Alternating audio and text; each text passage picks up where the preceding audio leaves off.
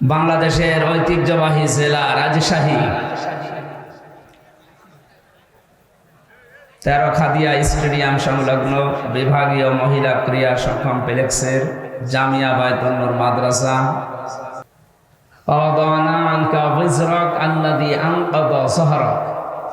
দেড় হাজার বছর আগে আয়াতটা নাযিল হওয়া।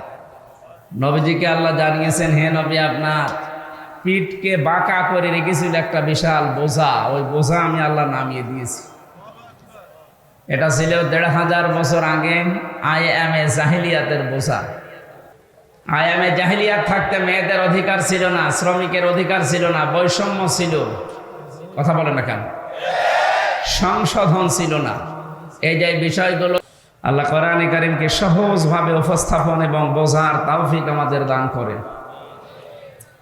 যিনি এই ময়দানে আসরের পর থেকে মাগরিব পর্যন্ত সময় আমাদেরকে দিলেন, খুশি হয়ে বলেন আলহামদুলিল্লাহ। কোরআন যারা শুনতে এসেছেন, দুইটা হুকুম আল্লাহর, ফাসতামিউ লাহু আনসিতু, চুপ থাকা লাগবে, শোনা লাগবে। তাহলে কয়টা শর্ত পেলাম কোরআন শুনতে বলেন তো? শুনতেও হবে, চুপ থাকা লাগবে, দুইটাই নফল, ফরজ। বলেন বলেন, ফরজ তরক করলে কি হয় জানেন? ৭,০০০ বছর জাহান্নামে থাকা লাগবে। এই জন্য শুনতে আসলাম, কি আর এখন কি করছে, যেন কষ্ট হলেও চুপ থাকবেন, কথা তো বলা যাবে না, চুপ থাকবেন, আর শুনতে হবে দিলের কান এবং এই বাইরের বাহ্যিক কান দিয়ে। আল্লাহ আমাদেরকে আয়াত মেনে চলার তৌফিক যেন এখন থেকে দান করেন। আমরা যারা বলতে আসি, আমাদের কিছু দায়িত্ব আছে। আমাদের দায়িত্ব কি? আল্লাহ পাক বলেন, কিতাবুন উনজিলা ইলাইকা ফালা ইয়াকুন ফি সাদরিকা হারাজুম মিনহু লিতুনদিরা বিহি ওয়া যিকরা লিল মুমিনিন। কিতাবুন, আল্লাহ বলেন একটাই মাত্র কিতাব পৃথিবীতে আমি আপনার কাছে দিলাম, শুধু সোমা খাবেন আর মাথার উপরে রেখে দেবেন। এটা ক্লাস চলছে, পাশে ভার্সিটি না, বিশ্ববিদ্যালয় যেভাবে ক্লাস নেয়, আমরা তো উন্নত ক্লাস নেয়, আমরা ছোটখাটো ক্লাস নিচ্ছি। জবাব দেবেন 1 2 3 4 এর ছেলে মেয়েরা যেভাবে বুঝলেও জবাব দেয়, না বুঝলেও দেয়, ওইভাবে দেবেন, একেবারে ঠিক বলে উঠবেন। ঠিক আছে? হ্যাঁ, এই কিতাবটা দিলাম কেন জানেন? হারাজুম মিনহু লিতুনদিরা বিহি, এই কিতাব দিয়ে মানুষদেরকে আপনি সতর্ক করবেন, বাশিরা ওয়া নাযিরা, সুসংবাদ দেবেন, ভীতি প্রদর্শন করবেন। দুইটা বিষয়ের ভেতরে আমি দিয়েছি। যিকরা লিল মুমিনিন, মুমিনদের জন্য কোরআন উপদেশ। কাদের জন্য বলেন? এবার আসেন, আয়াতের মাঝে হারাজুন আছে, এই শব্দটার ব্যাখ্যায় মুফাসসির দুইটা অর্থ দিয়েছেন। এক নম্বরে, হে নবী, কোরআন যখন প্রচার করতে যাবেন, আপনার সামনে যারা বসে আছে রাজশাহীর মানুষগুলো, এমনও মানুষ আছে কোরআনের কথা না বুঝে রাগ করতে পারে। এইরকম শ্রোতা দেশে নেই? এই 15.5 বছর আরো বেশি ছিল। কোরআনে কারীম যেভাবে বলা দরকার ঠিক তো বলতাম ওইভাবে। যেই ফোর্সে আল্লাহ দিয়েছেন, ওই ফোর্স মাঝে মাঝে দিলে দেখতাম অনেকেই না বুঝে রাগ করতো। হ্যাঁ, আপনি আমার বিরুদ্ধে বললেন, আরে ভাই আমি আপনাকে চিনি, কোথায় আমার বাড়ি কুষ্টিয়ায়, কোথায় আপনার বাড়ি রাজশাহী, জীবনে হয়তো আপনাকে দেখিও নাই। এখানে না বুঝে রাগ করা যাবে না। নবীজিকে আল্লাহ জানাচ্ছেন, অনেকেই সামনে থাকবে এমন, ওরা না বুঝে রাগ করতে পারে। 1 নাম্বার গেল। দ্বিতীয় নম্বরে, কোরআনে কারীম শুনতে যারা আসে, এদের ভেতরে অনেক মানুষ এমন আছে, আবহমান কাল থেকে এমন এমন নিয়ম নীতি তারা ইবাদত মনে করে পালন করে, আসলে যেটা ইবাদত না। আর এটা সবচাইতে বেশি চলে বাংলাদেশ, ভারত আর পাকিস্তানে। বিশ্বের যতগুলো ছোটখাটো দেশে আমি গেছি, কোন দেশে কোরআনের কথা এত বেশি বলা হয় না। অন্যান্য দেশে যতগুলো কোরআনের অনুষ্ঠান আমি করেছি, উন্মুক্ত ময়দানে আমি বেশি পাইনি, সবগুলো ইনডোরে। কোরআনের কথা এত ওপেন ভাবে বাংলাদেশে 64 জেলার 630টা থানাতেই কম বেশি আমি বলতেছি, কিন্তু দেখছি অধিকাংশগুলো মানুষ বানানো ইবাদতে অভ্যস্ত।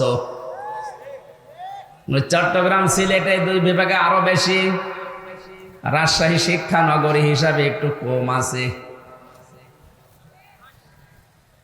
এবার আমি একটা গোপন কথা বলছি, পৃথিবীতে 3টা অপরাধ যদি মানুষ করে, ওই 3টা অপরাধের শাস্তি দুনিয়া আখিরাত মিলিয়ে আল্লাহ ডবল করে দেবে। কয়টা? 3টা অপরাধ, 3টা শাস্তি। কয়টা? এক একটা অপরাধের জন্য 2টা করে শাস্তি পাবেন। ইউদাআফু লাহুল আযাবু ইয়াওমাল কিয়ামাহ।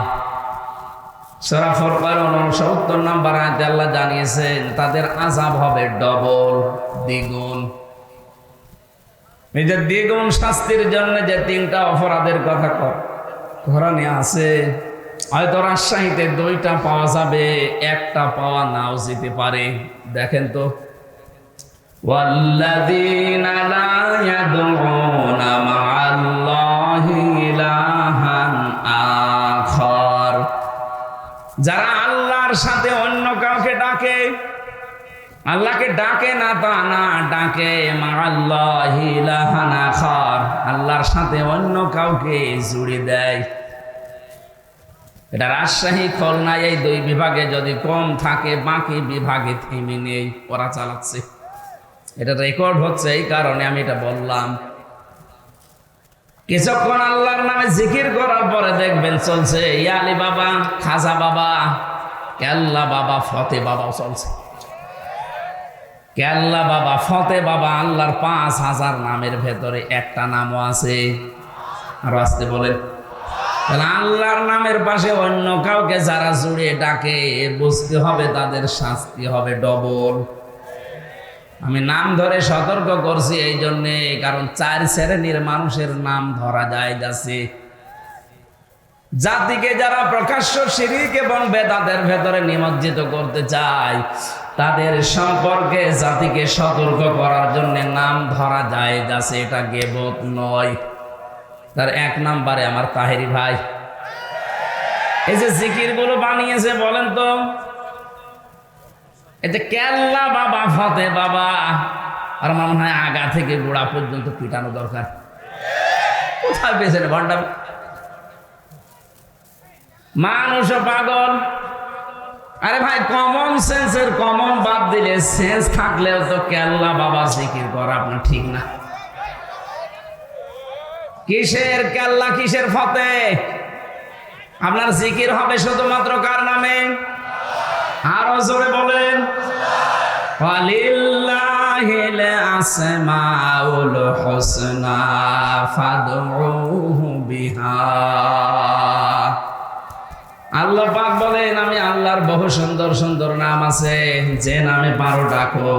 ওয়াদারুল্লাযীনা ইউলহিদুনা ফি আসমাই, কিন্তু আমি আল্লাহর নামকে যারা এলহাদ করে, যারা পরিবর্ধন করে দেয়, যারা উলট পালট করে দেয়, কম বেশি করে ডাকে, তাদের সামনে তোমরা ডাকবা না।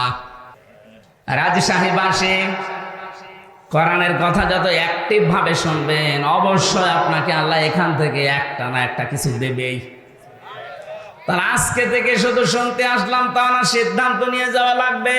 আল্লাহর সাথে যারা অন্য কাউকে ডাকে, সে না বুঝে ডেকে জাহান্নামে যেতে পারে, আমি না। কথা বলে না কেন? সারা বাংলাদেশে এটা ছড়াবে কালকে। সবাইকে আহ্বান জানাচ্ছি, তাহেরি হোক আর তাহেরির বাবা হোক, যদি আল্লাহর সাথে অন্য কাউকে ডেকে জিকির করে, তার সাথে ডাকা যাবে না। যদি ডাক দেন, আপনার শাস্তি হবে দ্বিগুণ। এটা আমি বানালাম। সূরা ফুরকান 19 নম্বর পারার 5 নম্বর পৃষ্ঠার 1 নম্বর লাইনের 1 নম্বর আয়াতের 1ম অংশে আছে। যত তাফসীর পাওয়া যায় বাংলাদেশে দেখবেন এই বাংলায় লেখা আছে এইটাই। 2 নম্বরে যদিও ইমাজ ভাই বলে ফেলেছেন হালকা, আমি টাচ দিচ্ছি, ওয়াল্লাযীনা লা ইয়াদউনা মা'আল্লাহি ইলাহান আখারা ولا يقتلون النفس التي حرم الله إلا بالحق আদালত কর্তৃক বিচারালয় কর্তৃক যদি সিদ্ধান্ত ফাইনাল না হয় আন্দাজে কাউকে মারা যাবে না। যদি কেউ মানুষ হত্যার সাথে জড়িত হয় তার শাস্তি হবে কয়টা? আরো জোরে বলেন। এ পৃথিবীতে যারা মানুষ হত্যার সাথে জড়িত আপনি তাদের দিকে তাকান, কি ঘৃণিত করে দিয়েছে আল্লাহ। হিটলার, চেঙ্গিস খান, কথা বলছেন এখন 2024-এ 5 আগস্টের আগ পর্যন্ত 2006-এর অক্টোবর 28 তারিখ থেকে শুরু করে যত হত্যা হয়েছে এর সাথে যারা ডাইরেক্ট ইনডাইরেক্ট জড়িত তাদেরকে আল্লাহ চেঙ্গিস খানের মতো ঘৃণিত করে দেবে। হিটলার, চেঙ্গিস খান যদি ওরা গণহত্যার সাথে জড়িত হয় আপনি কি?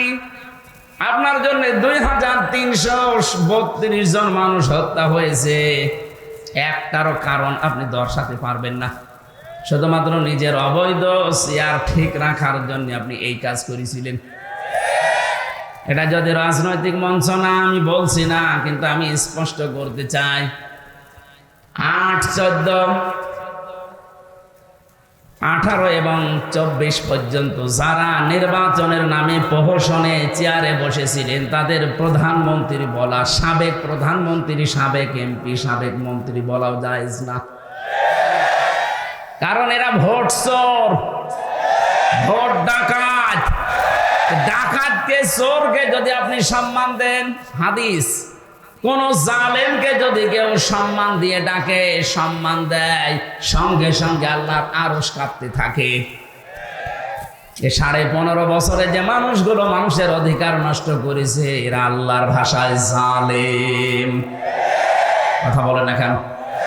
জালেমদেরকে কেউ যদি জেনে শুনে সম্মান দেয়, সম্মান দেখায়, সে যেই হোক, আল্লাহর আরশ কিন্তু কাঁপবে।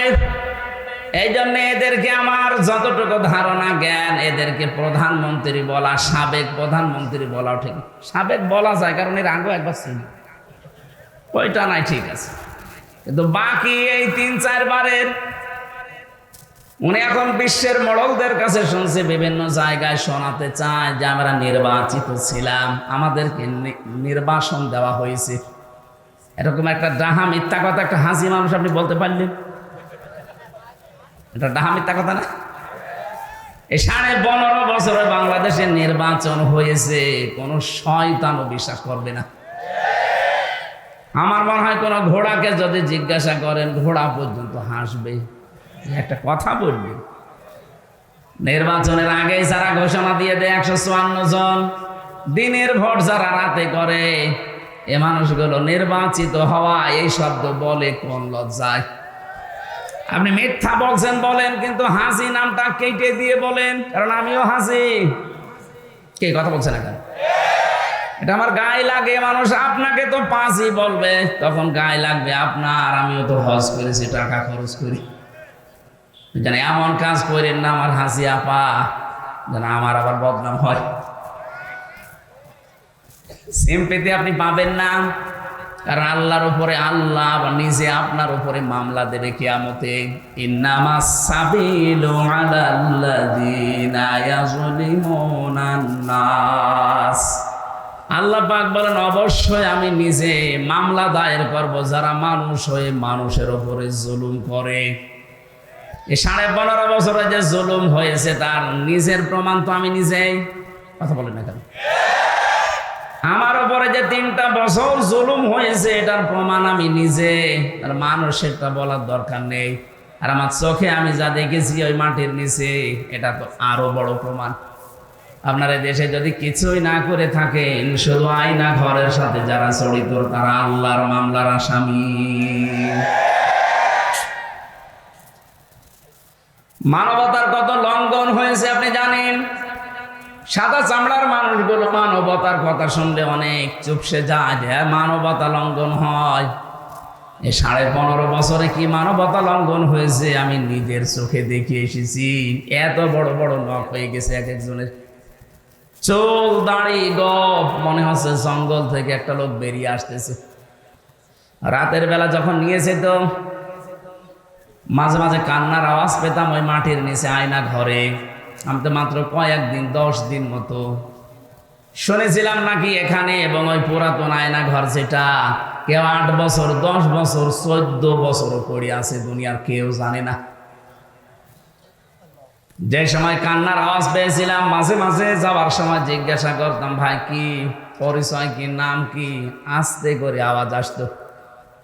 চোখ যখন একটু খুলে দিত দেখতাম এখানে লিখাই যে এত বড় বড় নখগুলো দিয়ে দেওয়ালের সাথে খসিয়ে খসিয়ে মোবাইল নাম্বারটা লিখেছে, আর নিচে ভাঙা ভাঙা অক্ষরে লিখেছে, ভাই যদি বাইরে কেউ যেতে পারে এনে নাম্বারটা জানাবেন যে আমি বেঁচে আছি। আপনি বসেন, এখন বলেন আমি কি করেছি? কি করেছি মানে আপনি কি করেছেন দুনিয়ার মানুষ জানে না। তাই যারা জানে তারা যদি এখন সবাই আমার মতো মুখ খুলতে আরম্ভ করে, কুকুরকে মানুষ আর কি ঘৃণা করে, তার চাইতে বেশি ঘৃণা করবে আপনাকে। মুফতি ফখরুল ভাই আমাকে বলছিল যে হামজা আপনার সাথে কি করে আমি জানি না, তবে আমার এই পায়ের ভেতর দিয়ে হাত দিয়েছিল, এই যেখানে এইভাবে।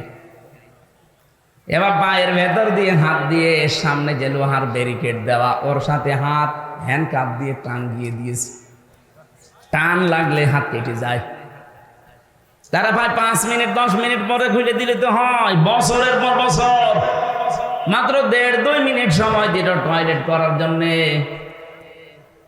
পচা ছোলা কয়েকটা দিয়ে যেত সকালে, তাও 1 মট মতো। দুপুর বেলায় 1 মট খাবার দিয়েছে, তাও মনে হচ্ছে 4-5টা তরকারি দিয়ে কেউ মাখিয়ে দিয়েছে। পারলে খান, না পারলে রোজা রাখেন। 5 দিন 10 দিনই তো মানুষ অস্থির হয়ে যাওয়ার কথা, কারণ এদিকে 3.5 হাত, এদিকে 1.5 হাত, এতটুকু জায়গা। আর একটা মানুষ সেখানে পড়ে আছে 14 বছর। অবশ্য সুবহানাল্লাহ, ওর মাথা তার মানে পুরাই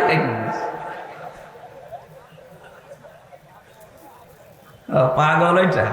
ওইটা ঠিক আছে। কি ভয়ঙ্কর অবস্থা বলেন তো! বর্ণনা শুনে আমার এখন নিজেরই ভয় করে, অথচ আমি কাটিয়ে আসলাম 3টা বছর। শরীরে এখন বিভিন্ন রকমের রোগ আজ বাসা বেঁধেছে, এমনি না। এখনো পর্যন্ত আমি স্বাভাবিক না। স্বাভাবিক হতে আমার সময় দেওয়া লাগবে। আল্লাহ রাব্বুল আলামিন বলেন, জালেম যারা আমি এত রেগে থাকি তাদের প্রতি, নিজে কিয়ামতে তাদের বিরুদ্ধে আমি মামলা দায়ের করব, মামলার বাদীও আমি নিজে। আপনার কি মনে হয় বলেন তো, আমাদের বিরুদ্ধে যদি সলিমদ্দি গলিমদ্দি কেউ মামলা দিত, আমার 3 দিনের বেশি রাখতে পারতো না। কারণ আমি যে জায়গায় ছিলাম, বাংলাদেশের শ্রেষ্ঠ ধনী যারা, তাদের ভেতরে একজন আকিজ গ্রুপ, নাম শোনেননি?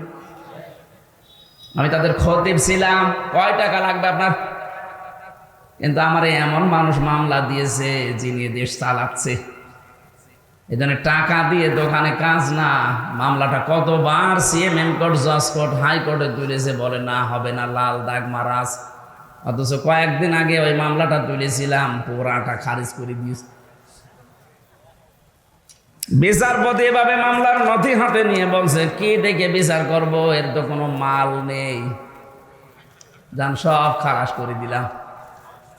বলতে গেলাম যে স্যার এটা তো 3 বছর আপনার হাতেই ছিল, তখন তো বলেন যে যেমন মাল নেই, এখন বলছেন মাল নেই। এইটাই বলতো যে হুজুর কিছু করার নেই, আমার হাত বাঁধা ছিল। কথা বলেন এখানে, আমার হাত বাঁধা ছিল, যেন আমি কিছু করতে পারি না। এখন হাত খোলা আছে। যত মামলা এরকম বানানো মিথ্যা আসবে, আমি কি সাক্ষীও দেখবো না, দেখলেই বুঝতে পারি যে এটা বানানো নাকি। কি মামলা আমি পড়েছিলাম, আমার সাথে একজন ছিল, বলছো ঘরে ঘুমিয়েছিলাম, ঘর থেকে তুলে আনলো, চোখ খুলে দেখছি আমি কি গো, থানার গারদে। আমার এখনো ঘুমের ঘর কাটে নিয়ে ঘুমে অবস্থায় থানার গারদে। পরে জিজ্ঞাসা করছে আমি কোথায়, থানায়। কেন? গাছ কেটেছিস? তখন স্বপ্নে। চলছিল বলেন দেশে, এই চলছিল। এক একজনের নামে মামলা কত 313টা পর্যন্ত পেয়েছি, 570টা মামলা দিয়েছে একজনের নামে। আমারও বলছিল রিমান্ডে যা যা বলতে বলি এগুলো যদি ম্যাজিস্ট্রেটের কাছে না বলেন 50টা মামলা দেব। আমি বললাম যে স্যার আপনি কি মামলা বানাবেন? বলছে সব বানানো আছে, শুধু লিখে দেব। অথচ সারা 15 বছর ওরা ছড়িয়েছে যে আমরা ন্যায় বিচার কায়েম করছি। এই দেশ নাকি ন্যায় বিচারের রোল মডেল ছিল। এই হচ্ছে ন্যায় বিচারের নমুনা। এটা আমার নিজের সাথে তাই বললাম। আমার ধরা থেকে শুরু করে ছাড়া পর্যন্ত পুরাটাই মিথ্যা। ধরিয়ে নিয়ে গেল আমার বাড়ির 2 তলা থেকে, পরের দিন পেপারে দিয়েছে না ওনারা আমরা চোরহাট থেকে নিয়ে এসেছি, পুরাটা মিথ্যা। আর এরপরে যে সাক্ষী 3টা বছর যত রকমের, পুরাটা কি শুরু করেছিল। আর আলেমদেরকে তোলার সময় ওরা এত ভয়ঙ্কর অবস্থা তৈরি করতো আদালতে, মাথায় দিত দড়ি, সে মোটা দড়ি, হাতে দিয়েছে হ্যান্ডকাফ, ডান্ডা বেড়ি দিয়েছে পায়ে, আবার লোহার টুপি দেওয়ার পরে বুকের ওপরে একটা বুলেট প্রুফ জ্যাকেট পরিয়ে দিয়েছে। ও দৃশ্য দেখে মনে আছে আরে বাবারে কি না কি, অথচ কিছুই না। এই কাজ যারা করতো আজ তাদের কিছু কিছু মানুষকে রাজশাহী বিভাগের একজন কালকে নাকি হাইকোর্টে রিট দিয়েছে, পলক সাহেব, যা আমি একজন এমপি একজন মন্ত্রী আমারে ডিভিশন না দিয়ে আমার জঙ্গিদের ভেতরে রেখেছে। আরে ভাই আপনাকে যে বাঁচিয়ে রেখেছে এইটাই তো কপাল ভালো। আপনি যে কত মানুষ হত্যার সাথে ডাইরেক্ট ইনডাইরেক্ট জড়িত আপনি জানেন। এদেশে একামতের দিনের মানুষগুলোকে হত্যা করা হয়েছে বিচারিক প্রক্রিয়ায় নাম দিয়ে। যে সাক্ষীগুলো দিয়েছিল যারা, সব শোনা সাক্ষী, দেখা সাক্ষী নেই। কারণ দেখবে কি করে, জন্ম 75-এ সাক্ষী দিয়েছে 71-এ। আপনার মা বাবার বিয়েও তো হয়নি, আপনি সাক্ষী দিলেন কি করে? কোরআনে কারীম আপনাকে ধিক্কার জানিয়েছে, হাল আতা আলাল ইনসানি হিনুম মিনাদ দাহরি লাম ইয়াকুন শাইআম মাযকুরা। মানুষের জীবনে কি এমন সময় যায়নি যখন সে উল্লেখ করার মতো কিছু ছিল না? রাজশাহীবাসী যে লোকটা 75-এ জন্ম নিয়ে 71-এ সাক্ষী দিচ্ছে, ও কি সত্যি সত্যি 71 সালে উল্লেখ করার মতো কিছু ছিল? বলেন কি দেখে সাক্ষী দিতে গেলেন? আজ তাম দুনিয়ার কাছে ঘৃণিত হয়ে গেছেন আপনি। এই জন্য মিথ্যা সাক্ষ্য যারা দেয় আল্লাহ 24 ঘন্টা তাদের উপরে লানত দিতেই থাকে। অথচ বাংলাদেশে মিথ্যা সাক্ষীর ভরি ভরি চলছিল। কথা বলেন ঠিক কি? প্রতিযোগিতা আরম্ভ হয়ে গিয়েছিল টাকা খেয়ে। যে ছোট্ট একটা বর্ণনা দিলাম, বলেন তো এই অবস্থায় মানবতার লঙ্ঘন তখন হয়নি? আর এখন ওদেরকে শুধু মাথায় দড়ি না, হাসতে হাসতে নিয়ে যাচ্ছে আদালতে। ডিভিশন দেয় নিতে। আপনাকে ডিভিশন দেবে কোন কারণে? আপনি কি এমপি ছিলেন? আপনি তো সিলেক্টেড ইলেকশনে না সিলেকশনে, আপনি কিসের এমপি? মিথ্যা কথা বলে নামের আগে সাবেক এমপি লিখলেই হবে। আমরা আপনাকে মানি না। বিশেষ করে 15.5 বছরে যত নির্বাচন হয়েছে সব যেহেতু অবৈধ, এমপিরা অবৈধ। যত টাকা নিয়েছেন সব টাকা ফেরত দেওয়া লাগবে বেতন হিসাবে। কথা বলছেন এখানে এক একজনের বাড়ি, কেউ বেগম পাড়ায়, কেউ সাহেব পাড়ায়। আমি নিজে সেদিন মালয়েশিয়া দেখে আসলাম। কি এগুলো বলছে সাহেব পাড়া? সাহেব পাড়া মানে লন্ডনে কানাডায় আছে বেগম পাড়ার, এখানে বানিয়েছে সাহেব পাড়া। কোরআনে কারীমের কথা আমি তুলেছিলাম হারজন দিয়ে। হেনবে আপনি মানুষের সামনে যখন ব্যাখ্যা করবেন, এমন এমন মানুষ আছে বানানো ইবাদত নিয়ে তারা ব্যস্ত। এই যে জিকিরের একটা বললাম, আল্লাহকে ডাকে কিন্তু পাশাপাশি অন্য কাউকে ডাকে, এর শাস্তি হবে দ্বিগুণ। কয়টা? 2 নম্বরে যারা মানুষ হত্যার সাথে জড়িত, যারা যারা করেছেন আপনার দুনিয়াও শেষ, আখিরাতও শেষ। আপনার শাস্তি ডবল হবে। সূরা নিসার 93 নম্বর আয়াতে ভয়ঙ্কর 5টা সাজার কথা আল্লাহ দিয়েছে যারা মানুষ হত্যাকারী। অমাইয়াকুল মুমিনাম মুতাআম্মিদান ফাজাযাউহু জাহান্নাম খালিদান ফিহা وغضب الله عليه ولعنه وأعد له عذابا عظيما। যারা কোনো মানুষকে মুমিনকে ইচ্ছাকৃত হত্যা করে তাদের 1 নাম্বার শাস্তি আল্লাহ দেবে পুরস্কার হিসাবে জাহান্নাম। কোথায়? আরো জোরে বলেন।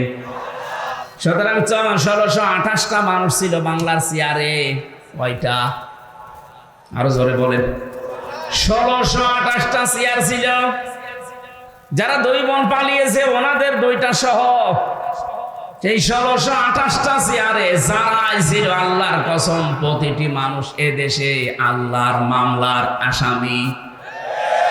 এরা মানুষ হত্যার সাথে জড়িত, ডাইরেক্ট ইনডাইরেক্ট। বাংলাদেশে কেউ যদি মুরগি চুরি করে ধরা পড়ে তারা দেখলে মানুষ যেমন ঘৃণা করে, আমার মনে হয় দরবেশও যে বড় চোর ওরে দেখলে এত ঘৃণা করছে না। অথচ সারা দুনিয়ার মুরগি চোর কয় টাকা চুরি করতে পারে? ও দরবেশ 7টা ব্যাংক থেকে 36,000 কোটি টাকা আপনি এক জীবনে গণনা করেও শেষ করতে পারবেন না। তার একটা দরবেশ মানুষ দাঁড়িয়ে গেছে। আমি তো মাঝে মাঝে খেয়াল করে দেখতাম আল্লাহ কি সমিল থেকে বানানো নাকি। এর মাথা থেকে শুরু করে পায়ের চটি পর্যন্ত সব সাদা, বাকি যেগুলো দেখা যায় না ওগুলো সাদা। কথা বলে দেখেন কি অবস্থা ছিল তার। সাদা মনের মানুষ, অথচ 36,000 কোটি টাকা মারেন কাটিকদার নামে। মুরগি চোরের যদি এদেশে ঘৃণা করে মানুষ, এরে তো আমার মনে হয় 36 বার ঘৃণা করা দরকার। দরবেশের যদি অবস্থা হয় তাহলে ধরবেশ যেগুলো দরবেশের বেশ ধরেছিল ওদের অবস্থা কি? মাঝে মাঝে 5 বছর পরে ভেষ ধরতো, হাতে একটা তসবি নিয়ে মাথায় পট্টি দিয়ে, চোখ দিয়ে আমি কোনোদিন ওনার পানি বের হতে দেখিনি। যত পানি বেরিয়েছে নাক দিয়ে আপনি দেখবেন। আমি ওনার জীবনে যত ছবি দেখেছি চোখের পানি পাইনি। ভিডিও দেখলে দেখতাম কাঁদতেছে, রুমাল দিয়েও মোছে, কিন্তু নাকের পানি। চোখ দিয়ে পানি যাদের বের হয় না, শুধু নাকে পানি আসে, এটার সিস্টেম আছে একটা। গোপন বিষয় বলে দিলে আপনি আবার কালকে থেকে শুরু করবেন, দরকার নেই। শয়তান যেদিন জান্নাতের মেন গেটে যায়, এটা সূরা আরাফের ভেতরে আছে, 8 নাম্বার পারা, 11 নাম্বার পৃষ্ঠা 13 নাম্বার লাইনে আয়াতটা আছে। শয়তান ওই দিন হযরতে হাওয়া আলাইহিস সালামের সামনে কসম দিয়েছিল, আল্লাহ নিজে ওইটা উল্লেখ করেছেন, ওয়াকাসামাহুমা ইন্নী লাকুমা লামিনান নাসিহিন। শয়তান কসম দিয়ে বলেছে, আমি আল্লাহর কসম করে বলছি অবশ্যই আমি তোমাদের 2 জনের হিতাকাঙ্ক্ষী। তাফসিরে কাবিরের ভেতরে মুফাসসির লিখেছেন, শয়তানি আল্লাহর নামে কসম দেওয়ার সঙ্গে সঙ্গে ও পানি বের করেছিল, তো নাক দিয়ে, চোখ দিয়ে না। ও আগেই কেটে ফেলেছিল চোখে, কিন্তু পানি নেই, নাকে পানি এখনো। নাক যে কেমন ছিল ওইটা ওখানে লেখা নেই। এটা তো নাক কেমন আমরা দেখতে পাই, এজন্য নাকের পানি দেখা যায়, চোখের পানি পাওয়া যায় না। এখান থেকে একটা মাসলা বের হয়, যারা কথা বলার আগেই কেঁদে ফেলে এটা শয়তান। আপনি জীবনে যত কথা আমি শুনেছি, কথা বলার আগেই দেখবেন কাঁদে, আমার কেউ নেই, কেউ নেই। তো কেউ নেই, আমরা করবো কি? আমার তো মনে হচ্ছে এখন যে মেজর ডালিমকে বাইরের দেশ থেকে নিয়ে এসে দেশের প্রধান উপদেষ্টা বানানো দরকার। তাহলে আর জীবনে কোনোদিন বলবে না যে আমি শর্ট করে চলে আসবো। উনি যদি আসে চিন্তা করবে দরকার নেই, আর মরে যায়, দরকার আর স্বামীর বাড়ি মরবো। কথা বলছে টাকা একজন তো স্বামীর বাড়ি, তোমরা নিজেরাই বলেছে যে স্বামী স্ত্রীর সম্পর্ক আমাদের। তাহলে আপনি যদি স্ত্রী হয়ে থাকেন, আপনার বোন গেছে দোলা ভাইয়ের বাড়ি, আপনি গেছেন স্বামীর বাড়ি। বাংলাদেশের বহু মানুষ আমরা বিদেশে পাঠাই, এরা যোদ্ধা। কি রেমিটেন্স যোদ্ধা। কি যোদ্ধা? উপদেষ্টা যারা আছে ডক্টর ইউনূস সাহেবের, এরা সবচাইতে বেশি সম্মান আজ তাদেরকে দিচ্ছে, কারণ তাদের টাকায় দেশ চলছে। অথচ 3 মাস 4 দিন হয়ে গেল, একটা টাকাও 2 বোন পাঠাননি। কি করেন আপনারা? কেউ স্বামীর পকেট মারবেন, কেউ দুলাভাইয়ের পকেট মারবেন, অন্তত পকেট মারা টাকাগুলো তো পাঠাতে পারেন। আমরা এমনি ঋণে জর্জরিত। কথা বলার আগে কাঁদা যাবে না, এটা শয়তানের অভ্যাস। আমি যেটা বলতে চাচ্ছিলাম, মানুষ হত্যার সাথে যারা জড়িত, এই যে কতগুলো শাস্তি বললাম, কোনটা থেকে আপনি রেহাই পাবেন বলেন? 1 নম্বরে জাহান্নামে যাবেন, 2 নম্বরে খালিদান ফিহা, চিরদিন থাকবেন। কয়দিন? এদেশে একটা ভুল কথা প্রচার করা আছে যে না, যা করি করি, কালেমা তো একদিন পড়েছি, নাই 10 বছর থাকবো, এরপরে যখন বের হয়ে আসবো তখন আবার হাউসে কাউসারের পানি দিয়ে আল্লাহ গোসল করিয়ে বের করে দেবে, আগে যে হামজা ছিলাম ওই রকম হয়ে যাবে। আমি জেলখানায় ঢোকার আগে 21 সালে, তখন আমার 66 কেজি ওজন ছিল, বের হওয়ার সময় 60 কেজি, 6 কেজি কমে গেছে। অনেকেই মনে করে যে জাহান্নামে নাই 10 বছর থাকবো, 70 কেজি হয়ে ঢুকবো, নাই 65 কেজি বের হবো। 65 কেজি বের হবেন কি করে আপনি? খালিদান ফিহা, এটা মাসদার, যারা গ্রামার বোঝে জিজ্ঞাসা করেন। মাসদার সরাসরি শব্দ আল্লাহ কোরআনে দিয়ে দিয়েছেন, ভাঙাচোরা নেই। খালিদান ফিহা, চিরকাল থাকা লাগবে। এখন এই চিরকাল কতদিন? সূরা জুমারের 19 নাম্বার 20 নাম্বার আয়াতে আল্লাহ এই তথ্যটা দিয়েছেন, কতদিন থাকবেন। এদিকে তাকান। যারা বের হয়ে যাবেন, চট করে চলে আসবেন, এই চিন্তা ভাবনায় আছেন দুনিয়ায়। জাহান্নামে এরকম না।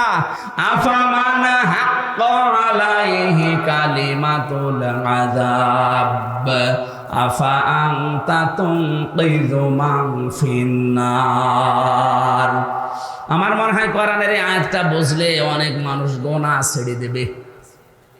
আল্লাহ বলেন, আমি যার উপরে বিচারের ডান্ডাদেশ, বিচারের ডান্ডাদেশ দিয়ে আমি আদেশ জারি করে দিয়েছি যে জাহান্নামে যা। আফামান হাক্কা আলাইহি কালিমাতুল আযাব, যাকে আমি আল্লাহ আযাব নির্ধারিত করে পাঠিয়ে দিয়েছি জাহান্নামে। আফা আনতা দিয়েছেন প্রশ্নবোধক চিহ্ন, ইন্টারগেটিভ সেন্টেন্স। আল্লাহ পাক প্রশ্ন দিচ্ছেন, আফা আনতা মানে হে নবী আপনি, তুনকিযু মান ফিন্নার, আপনি কি পারবেন জাহান্নাম থেকে ওই লোকটাকে বের করে নিয়ে আসতে? কে বলছেন? কাকে বলছেন? বলেন বলেন। আরে নবী যদি না পারে কাউকে বের করে নিয়ে আসতে, হামজা পারবে? আরো জোরে বলেন। কার ধান্দায় আছেন আপনি? এখনো তাওবা করার সময় আছে। তাওবা এখন করবেন কি করে? অনেকেই মনে করছে যা করেছি আস্তাগফিরুল্লাহ। না, এটার নাম তাওবার একটা বাক্য। আপনি যদি তাওবা করতে চান, অপরাধ করেছেন যার কাছে, স্বীকার করবেন তার কাছে। কথা বলেন না কেন? স্বীকার করতে যে সে যদি বলেন না আমি ক্ষতিপূরণ চাই, এই 15 বছরে আপনার কারণে আমি ব্যবসা করতে পারি নাই, আপনার কারণে আমি উপরের চেয়ারে উঠতে পারি নাই, এরকম অবস্থা ছিল না? আপনার কারণে আমার ছেলে গুম হয়ে গেছে, আপনার কারণে আমার আবু সাইদ মারা গেছে, আমি আপনাকে মাফ করতে পারি, আমার আবু সাইদকে ফেরত দিন। আমি আপনাকে মাফ করতে পারি, এই 15.5 বছরে আপনার কারণে আমার 50 লাখ টাকা লস হয়ে গেছে, আপনি বিনা কারণে মিথ্যা মামলা দিয়ে, মিথ্যা সাক্ষী দিয়ে 10 বছর নষ্ট করে দিয়েছেন। আমি ওইগুলো ফেরত চাই। ক্ষতিপূরণ হিসাবে যা চাবে তাই দেওয়া লাগবে। এরপরে আস্তাগফিরুল্লাহ। জেলখানায় থাকাকালীন একটা ওসি পেয়েছিলাম, আমি তো ফাঁসির কন্টেম সেলে থাকতাম। উনি একদিন এসে আমারে বলছে, হুজুর আপনি দেখেন তো আমি একটা আস্তাগফিরুল্লাহ পড়লাম, কেমন হয়েছে? আমি মনে করছি বোধহয় আস্তাগফিরুল্লাহ হা রাব্বি মিন করলে বলবে। ও আল্লাহ না, বলছে আমি বাইরে ছিলাম, এই যে ভোট গেল 24-এ, না এর আগে 18 এই ভোটে আমি বাইরে ছিলাম। রাত 12টার পর থেকে আমার যা আন্ডারে আছে, আমার এসআই কনস্টেবল দারোগা, এদেরকে নিয়ে আরো একটা বাহিনী সাথে নিয়েছিলাম, এদেরকে নিয়ে রাত 12:30 থেকে ভোট করা আরম্ভ করেছি ফজরের আজান পর্যন্ত। বাক্স ভর্তি করে পাঠিয়ে দিলাম। গোসল করার পরে ওযু করলাম, 2 রাকাত নামাজ পড়লাম, এরপরে বললাম আস্তাগফিরুল্লাহ। হুজুর আমার এই তাওবা হয়েছে না। আপনি তো আল্লাহর কাছে অপরাধ করেন না যে আস্তাগফিরুল্লাহ পড়বেন, আপনি অপরাধ করেছেন হামজার কাছে। তাই বলেন, একটা এমপি বানাতে 3.5 লাখ থেকে 4 লাখ হামজা লাগে, আমাদের রায় লাগবে। আপনি একটা রায়ও দিতে দিলেন না, দিনের ভোট রাতে করে ফেললেন, এখন বলছেন আস্তাগফিরুল্লাহ। আপনি কি আল্লাহর কাছে দোষ করেছেন? আপনার মাফ হতে পারে জেল থেকে বের হওয়ার পর 3.5 থেকে 4 লাখ হামজা ওই আসনে যারা ছিল, উনি ফেনীতে ছিল ওই সময়, এই 3.5 লাখ 4 লাখ হামজার কাছে মাফ চাবেন। ওরা যদি মন থেকে বলে ঠিক আছে যান ছেড়ে দিলাম, তারপরে পড়বেন আস্তাগফিরুল্লাহ। কিন্তু ভয়ঙ্কর বিষয়, আপনি এই 3.5 থেকে 4 লাখ হামজার এই 4-5 বছরে অনেকেই মারা গেছে, তাদের পাবেন কোথায়? সুতরাং জালেমকে যারা, অত্যাচারী মানুষদেরকে যারা চেয়ারে টিকিয়ে রাখতে গিয়ে নিজের জীবনটাও ধ্বংস করে দিলেন, কি করলেন আপনি বলেন তো? এখান থেকে শিক্ষা কি? আল্লাহ রাব্বুল আলামিন সূরা নমল 19 নম্বর পারা 20 নম্বর পৃষ্ঠা 7 নম্বর লাইনের 52 নম্বর আয়াতের মাঝের অংশে জানিয়েছে, খুব ভালো করে শুনবেন। ফাতিলকা বুয়ুদুহুম খাবিয়াতাম বিমা যালামু। আল্লাহ জানে এই হাত দিয়ে দেখাচ্ছে, ওই রাজশাহীর মানুষরা, ফাতিলকা বুয়ুদুহুম, এই সেই ঘরগুলো। যদিও আল্লাহ এটা হযরত লূত আলাইহিস সালামের জামানার কাহিনী আমাদেরকে স্মরণ করাচ্ছেন, কিন্তু বাংলাদেশের সাথে আয়াতটা মিল আছে। আল্লাহ বলেন এই সেই ঘরগুলো, খাবিয়াতাম বিমা যালামু, এই ঘরের বাসিন্দা যারা ছিল, মালিক যারা ছিল, তাদের জুলমের কারণে এই ঘরগুলো আমি আল্লাহ উজাড় গৃহ বানিয়ে দিয়েছিলাম, জনশূন্য বানিয়ে দিয়েছিলাম। দেখেন না কেমন পড়ে আছে।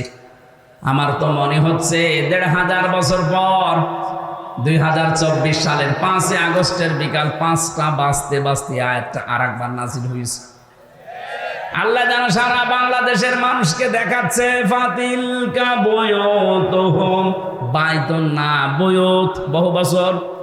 একটু তাকাও না কেন জালেমদের ঘরের দিকে, কি জনশূন্য উজাড় গৃহ হয়ে পড়ে আছে ঘরগুলো। এর বাস্তব প্রমাণ দেখেছে আমার কুষ্টিয়ার হানিফের বাড়ি। বিকাল 5টা বাজতে বাজতে একটা ইটও জনগণ রাখে নাই, টয়লেটের প্যান পর্যন্ত খুলে দিয়ে চলে গেছে। হ্যাঁ, আমার মনে হয় ও যদি থাকতো ওর সব কেটে শেষ করে দিত। শুধু একটা, আমার তো 630টা থানায় যাওয়া হয়ে গেছে প্রায় কম বেশি। যত জায়গায় যাচ্ছে দেখি জালেমদের বাড়িগুলো আজ আয়াতের সাথে মিল আছে। খাবিয়াতান, আল্লাহ বলেন আমি জনশূন্য করে দিয়েছি, ঠিক জানো তাই। কেউ আর এখন ওখানে থাকে না, বাড়ি ঘরগুলো এখন অভিশপ্ত, উজাড় গৃহ হয়ে গেছে। এত দামি বাড়ি যেটা মানুষ গেলে অনেকে চুমা খেত, পরশু দিনের পত্রিকায় দেখলাম সেখানে দলবদ্ধ হয়ে অনেকে টয়লেট করছে। হ্যাঁ, জামাতবদ্ধ টয়লেট চলছে। আমি 16 সালে একবার হজে গিয়ে কাবা শরীফ তাওয়াফ করার পর ওই উপরে গেলাম, যে দেখে আমার পেটে যন্ত্রণা। এক পুলিশ ডাকলাম, ইয়া সাদিক তাল, বন্ধু এদিকে আসেন। কি এতক্ষণ তো আমার ভালোই লাগছিল, হঠাৎ আমার পেটে ব্যথা করছে, কি কারণে? এখানে ডাক্তারের কোনো কি ফার্মেসি এগুলো কই? আমারে বলছে ইয়া হাজি হল হজ্জাতাই না বিলা দুঃখা। ও হাজি, দেশ কোথায়? জি তুমি বাংলাদেশ। বাংলাদেশ থেকে এসেছি। আমারে বলছে হাজি জানেন না এটা কোন জায়গা? না তো। আবু জাহেলের বাড়ি। আপনি এখনো পায়খানা না করে দাঁড়িয়ে আছেন, তাড়াতাড়ি করেন। পায়খানা করে দেখে আমার পেটের যন্ত্রণা ব্যথা ভালো হয়ে গেছে। আমার মনে হয় আল্লাহ আমাকে জানাতে চেয়েছে, হামজা এত টাকা খরচ করে আসলে আরে শয়তানের বাড়িতে পায়খানা না করে চলে যাবা, তাড়াতাড়ি করো। 1500 বছর পরে ঠিক জালেমদের বাড়িগুলো আল্লাহ ওই কায়দায় বানিয়ে দিয়েছে। নাই দেখেন এই পেপারে একেবারে হেডলাইনে 7-8 জন মিলে যাচ্ছে, মনে হচ্ছে জামাতবদ্ধ প্রসাব চলছে, এক একজন এক এক দিকে মুখ দিয়ে। প্রত্যেকের হয়তো পেটে ব্যথা, আমার মতো নাই, কোনো মান্নত করে যাচ্ছে। কথা বলছেন এখন আল্লাহ খাবিয়াতানটা মনে হচ্ছে দেখিয়ে দিয়েছে। খাবিয়াতান মানে ওজার গৃহ জনশূন্য, মানব শূন্য করে দেব, শয়তান পর্যন্ত ওখানে থাকবে না, এমন ভুতুড়ে করে দেব। আল্লাহ তাই করে দিয়েছে। পরশুদিন আমার মনে হয় আমার ছিল দিনাজপুরে, ওখানে যিনি ছিল তার বাড়িটা এখন জাতীয় টয়লেট হয়ে গেছে। রাজশাহীর অবস্থা একই। হ্যাঁ, কথা বলে না কেন? এর পরের শব্দটা বলার জন্য আমি এ পর্যন্ত এসেছি। এখানে আরবি গ্রামার যারা বোঝে, লামে তাকিদ আছে, দেখবেন ইন্না ফি যালিকা লায়াতাল লিকাউমিন ইয়ালামুন। আল্লাহ পাক বলেন অবশ্যই এর ভেতরে শিক্ষা আছে তাদের জন্য, যে মানুষগুলো দুনিয়া একটু জ্ঞান রাখে। কি নেবেন এখান থেকে শিক্ষা? এত বড় বড় জালেমদের 15.5 বছর এত বড় ক্ষমতাধারী মানুষ।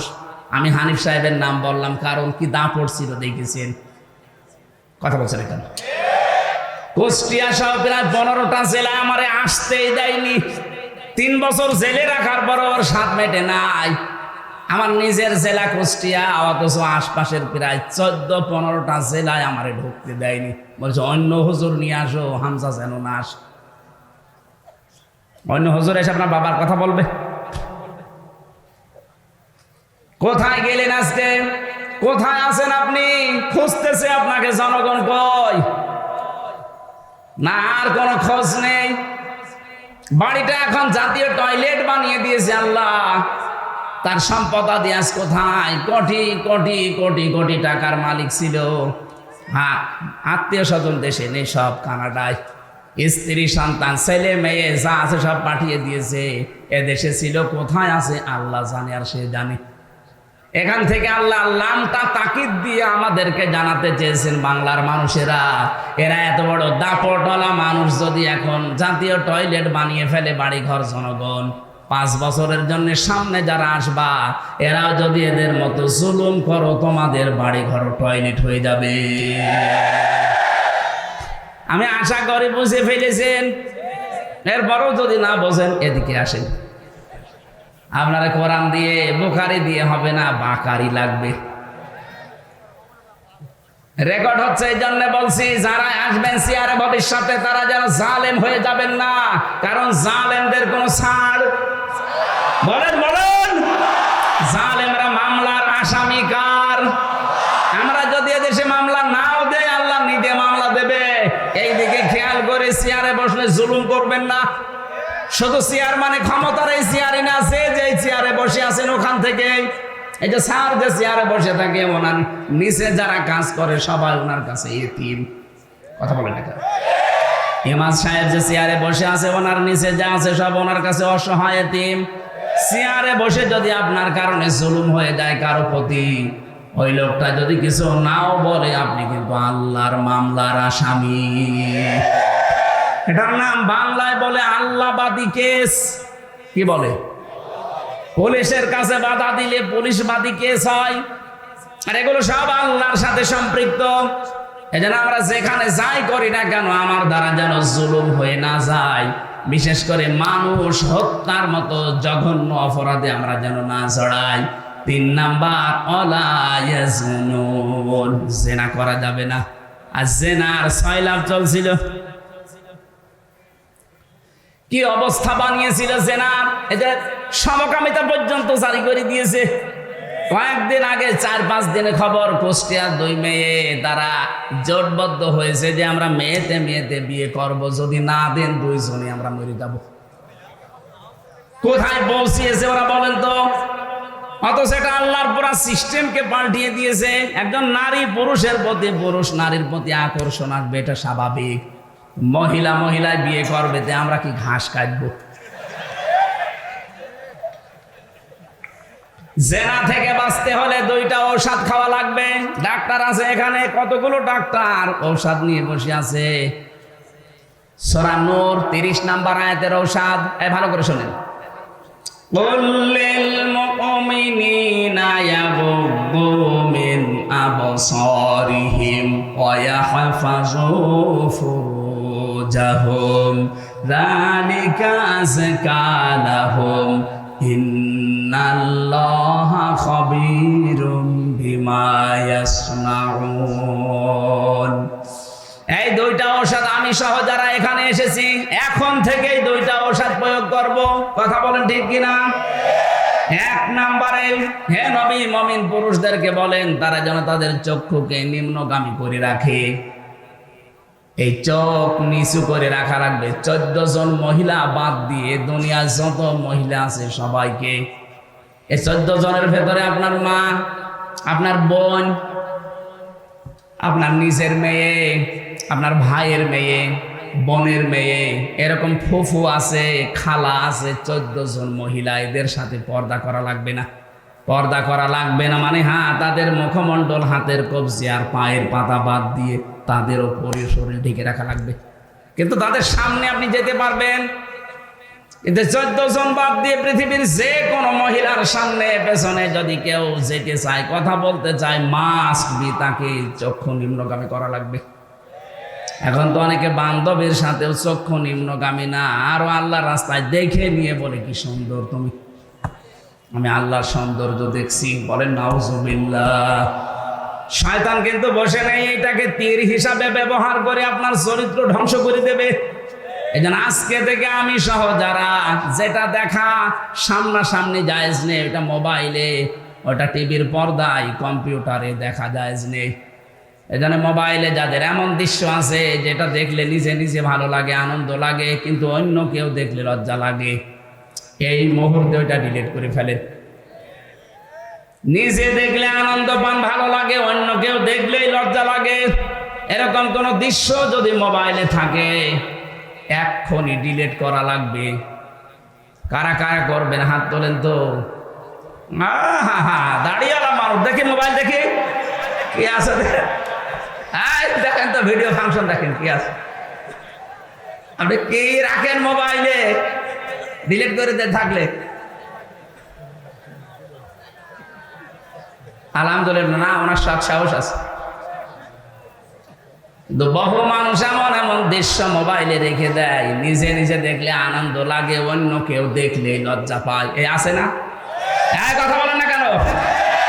চক্ষু এটা হেফাজত করা লাগবে নিম্নগামী। 2 নম্বরে লজ্জা স্থানের হেফাজত করা লাগবে। যেটা আপনার সাথে বিয়ে হয়েছে ওইটাই ফাইনাল। আরে ভাই, আমাদের বিয়ে শাদী এটা শুধুমাত্র মজা করার জন্য না, নবীজি একটা বিয়ের কথাই উদ্বুদ্ধ করেছেন। কোরআনে যে 2টা 3টা 4টার কথা আছে, হ্যাঁ, এর আগের আয়াত পরের আয়াত একটু মিলান না কেন? খালি বিয়ে করা ফরজ। একটা বিয়ে ঠিক আছে, পরের যদি কেউ বিয়ে করতে চায় 1 নাম্বার দেখতে হবে অসহায় মেয়ে কিনা, 2 নম্বরে বিধবা কিনা, 3 নম্বরে তালাক প্রাপ্তা কিনা। এরকম কারণগুলো দেখে আপনি বিয়ে করতে পারেন না। কারো সৌন্দর্যে মুগ্ধ হয়ে বিয়ে থাকতে আর এক বিয়ে করা উচিত না, কারণ আপনি শেষ পর্যন্ত ইনসাফ করতে পারবেন না। আমরা যেটা বানিয়ে নিয়েছে আমাদের নিজেদের মন মতো করে, এইটা নিয়ে রিমান্ডে আমারে 10 দিনের প্রায় 8 দিন পর্যন্ত উল্টা পাল্টা। আজ আমরা যদি এই কাজগুলো না করতাম, রিমান্ডে আমারে 8 দিন একাদের টর্চারটা করতে পারতো না। অথচ এটা আল্লাহ পাক কোনোদিন এইভাবে দেননি। আগের আয়াত পড়ে না, পরের আয়াত পড়ে না, শুধু নিসারে 3 নাম্বার আয়াত পড়ে আমারে টর্চার করেছে। বিয়ে করা যাবে 2 2 3 3 4 4 কখন? যদি অসহায় মেয়ে পান, যদি বিধবা মেয়ে পান, যদি স্বামী পরিত্যক্তা মেয়ে পান। এক কথা বলছে না কেন? এরকম মেয়ে লোক পাইলে আপনি তার অসহায়ত্বের সুযোগ নিয়ে বিয়ে করে তাকে প্রতিষ্ঠিত করেন। আরে ঘড়িয়ে বাদ দাও, এটা ঘড়ি হইলো তোর অসমের সাথে হয়ে গেছে। আপনারা এই মাহফিল তো মাদ্রাসা, তো যারা টাকা পয়সা এনেছেন দান করার জন্য দিয়েছেন, আরো ওই যে গেটে যাদের আছে লোক ওখানে দিয়েছেন। ভাই, আপনার দায়িত্ব নিয়ে দিয়েছেন। আপনার টাকা যদি কোরআনের পেছনে না যায় কোথায় দেবেন? অবশ্যই দিয়ে যাবেন। আর মাগরিবের পরে আরো অনুষ্ঠান আছে, আমরা ওখানে কথা বলবো। আমার আজকে 112 নাম্বার আয়াত ছিল সূরা নাহলের। একটা গ্রাম নিয়ে আল্লাহ এই ওয়াজটা করেছিলেন। আমরা দেখি মাগরিবের পরে কোনে আছে, ওখানে যে কথা বলবো। আল্লাহুম্মা আমিন। লা হাওলা ওয়ালা কুওয়াতা ইল্লা বিল্লাহিল আলিয়্যিল আযীম। আল্লাহুম্মা গফিরলি ওয়ারহামনি ওয়াহদিনি ওয়াআফিনি ওয়ারযুকনি ইয়া রাব্বাল আলামিন। আল্লাহ তাআলা, সময় আমাদের হাতে নেই, মাগরিবের আজান দেবে এখনই। ফরজ নামাজের জন্য শেষ করে দিয়েছি। যা বলেছি ইমান থেকে বলেছি, মেনে চলার তৌফিক দাও। সম্মানিত মা বোনদেরকে খাদিজার মতো বানিয়ে দাও। আমি সুস্থ আছি আমাদেরকে শেফায়ে কামেলা আজেলা দান করো। লা ইলাহা ইল্লাল্লাহু মুহাম্মাদুর রাসূলুল্লাহ।